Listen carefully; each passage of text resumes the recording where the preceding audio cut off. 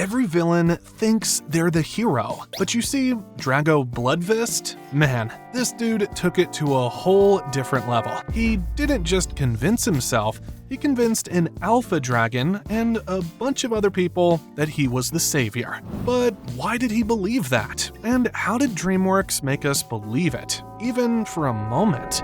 Fear is a hell of a thing.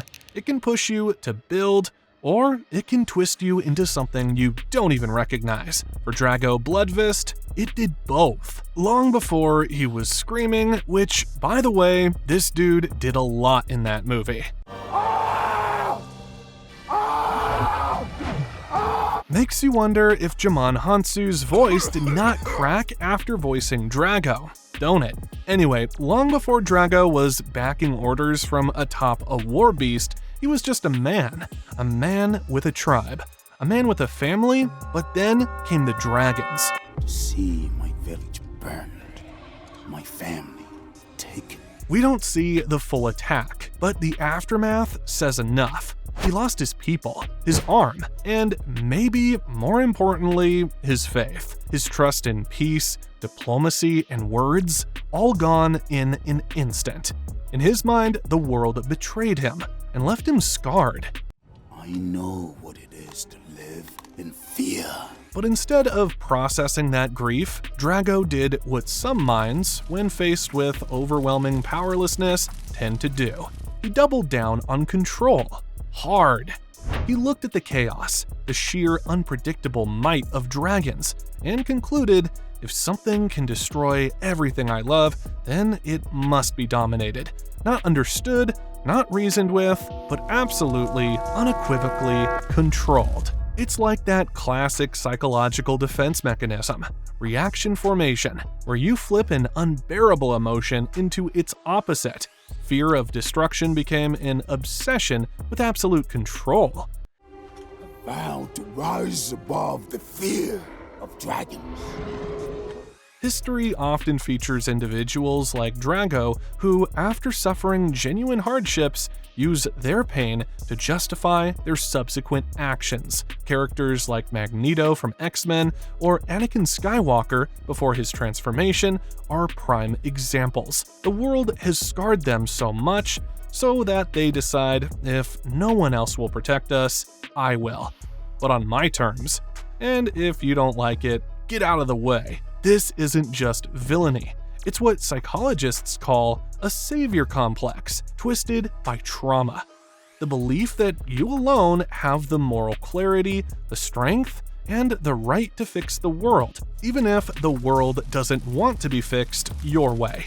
And here's where things get interesting, because there's another man in this story, another grieving father scarred by dragons, Stoic the Vast. Both Stoic and Drago suffered losses. Both watched people they loved die in dragonfire.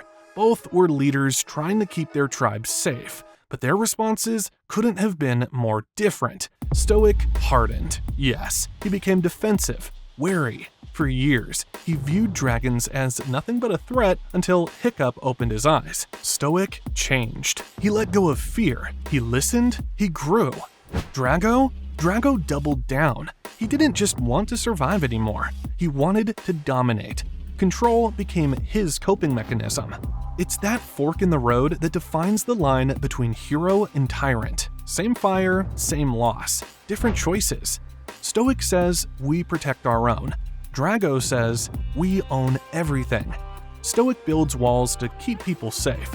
Drago tears them down to spread his idea of safety, whether they want it or not. And to make it worse, he's not entirely wrong. He is strong. He can control dragons. You belong to me now. He's got the scars and the charisma and the sheer force of will to back up his beliefs. And here's the haunting part. Drago thinks he is doing the world a favor. He might be enslaving dragons and people, but to him, it's for the greater good. So once you've convinced yourself that you're the only one who can truly fix the world, what's next? Well, if you're Drago Bludvist, you start building an empire without treaties or dialogue, but with fire, fear and a dragon the size of a mountain, the Bewilderbeast. With this alpha dragon behind him, Drago's reputation preceded him. Even before his name was fully articulated, he was to be feared.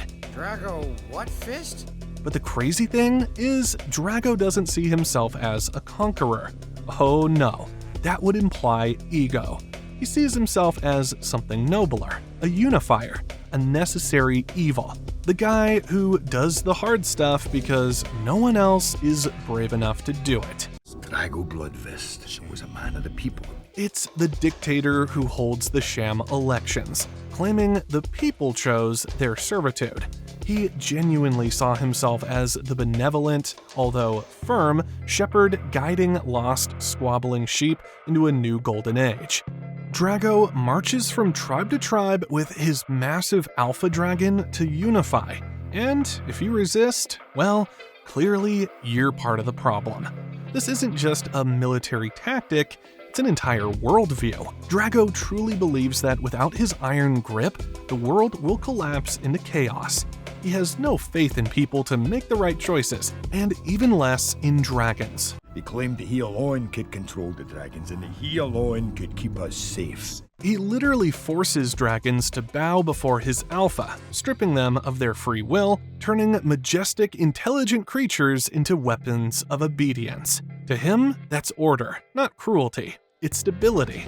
It's the only way to prevent another tragedy. Now, let's just hold that thought right there and contrast it with two other people in this very same world, facing the very same dragon problem. We've got Hiccup and Valka. Valka, Hiccup's long-lost mother, has spent 20 years living among dragons. You've been rescuing them. She believes dragons can be trusted, not tamed, that their wildness isn't something to fear, but to understand. And Hiccup, he's the bridge between both worlds. He wants to connect with rather than control them. He was raised by Stoic to see dragons as threats. He grew up afraid, but when he met Toothless, everything changed. He learned that trust is possible, that dragons can choose peace when given the chance. Hiccup's philosophy is simple. You don't need to rule through fear. You can build bonds. You can create understanding. His whole arc is about finding common ground, creating trust, not ruling, but relating. And if I could change your mind, I can change his too. But Drago is stubborn. He has an ultimate plan, and nothing was going to change that, especially when there is a clash of ideologies between him, Hiccup, and Valka. To Drago, Hiccup's kindness is weakness. Valka's empathy is foolishness. He doesn't have time for compassion because compassion didn't save his family, power did. Or at least the promise of power. And now that he has it in the form of the Alpha, he's going to remake the world his way. There's a moment in the movie that's so revealing it hurts. Drago approaches Hiccup, who's trying naively but earnestly to offer him a better way. Hiccup says, To control those who follow you, and to get rid of those who won't. And Drago replies, Clever boy. He's not denying it, he's claiming it. It's why he enslaves dragons instead of connecting with them. Why he shouts commands while Hiccup whispers encouragement.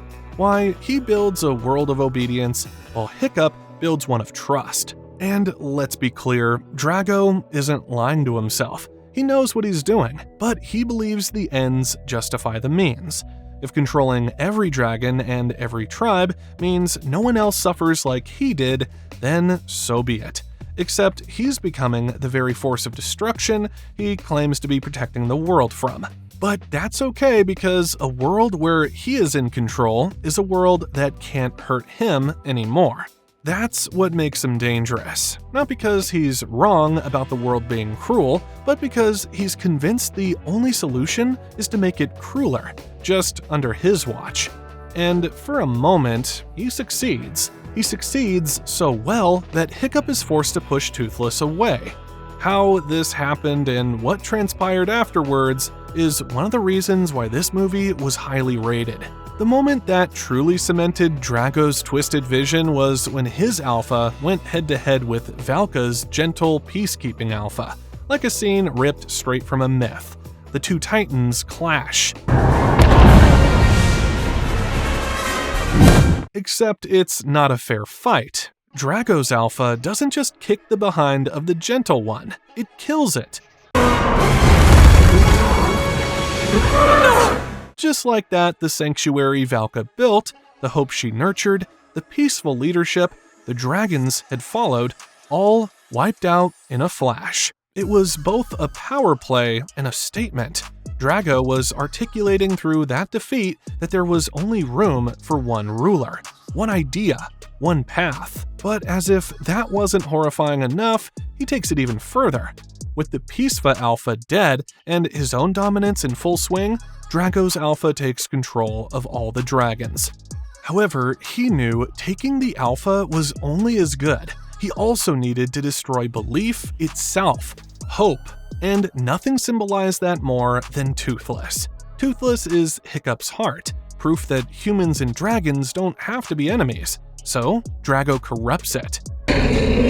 Strength of will over others. Under the new Alpha's psychic control, Toothless turns. That playful, loyal, curious creature we've known for 2 movies is suddenly silent, obedient, and weaponized. And then it happens. Drago commands Toothless to attack Hiccup, and he does. No amount of pleading from him could derail the once loyal dragon. And when he finally has Hiccup cornered, he fires at him. But Stoic, the man who once saw dragons as enemies, who learned to believe in his son, dives in front of the blast. Son! Dad!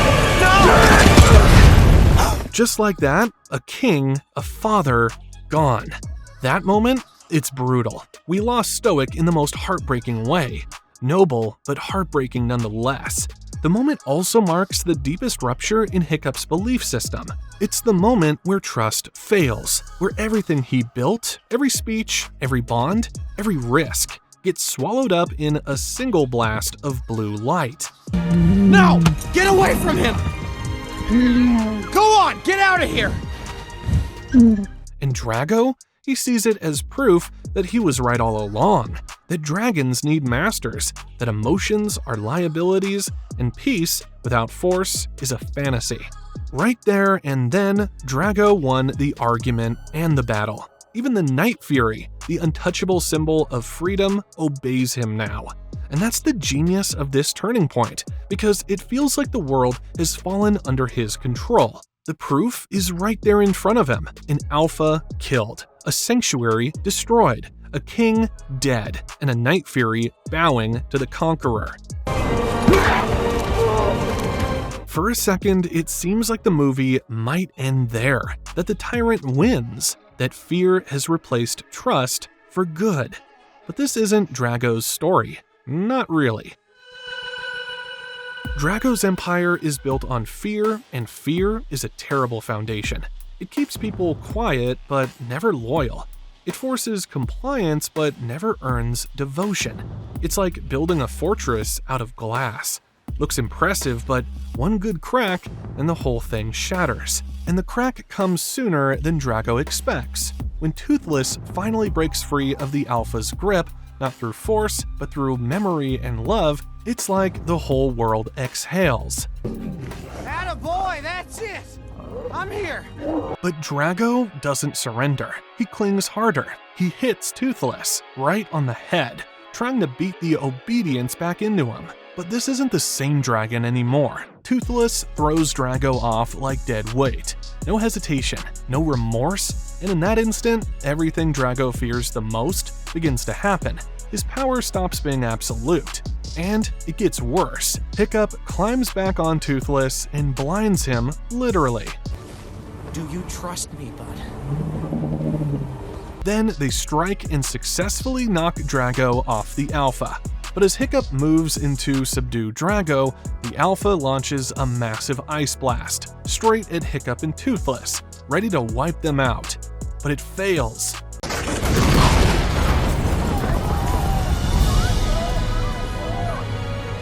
Toothless then rose from the frost, glowing with raw power and defiance, and challenged the Alpha. He's challenging the Alpha to protect you! The fear is gone. He has risen above the fear, something Drago couldn't do. One plasma blast, then another, then another. Toothless is relentless, unleashing everything he has, not just to defend Hiccup, but to prove a point. You don't own us anymore. Then, something incredible happens. The other dragons, still under the Alpha's spell, start to wake up. One by one, they snap out of it. They shake off the control. They remember who they are, and they join Toothless. Not because they're told to, but because they choose to.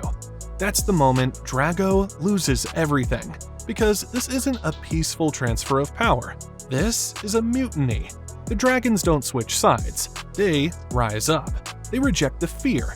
They attack the Alpha, not as soldiers following a new general, but as free beings taking their agency back. Now do you get it? This is what it is to earn a dragon's loyalty. But Drago doesn't get it. He persists, screaming at the Alpha to fight, to crush them, to do what he wants it to do. But it's too late. The Alpha is overwhelmed. The dragons overpower it. The spell breaks, the fear fades, and the reign ends. Because control based on fear always breaks apart when the fear dies. Drago's entire philosophy, that strength wins, that fear keeps order, that domination equals peace, disintegrates in real time. His dragons reject the very idea of needing a master. Toothless didn't become the new Alpha because he conquered one, but because he stood up without needing to. And that, more than anything, is what inspired the others to follow. Drago lost his war and his purpose, because if fear isn't enough to rule dragons, then what was all this for?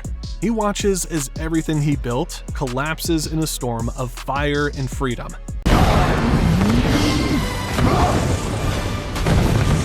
Fight! That's the great irony.